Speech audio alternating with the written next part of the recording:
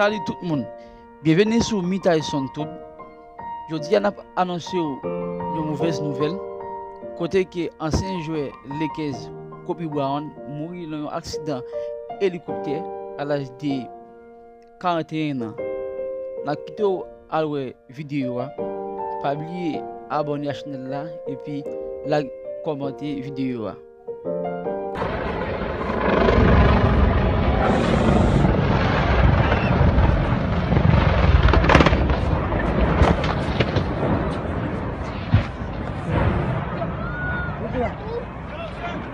Oh, shit.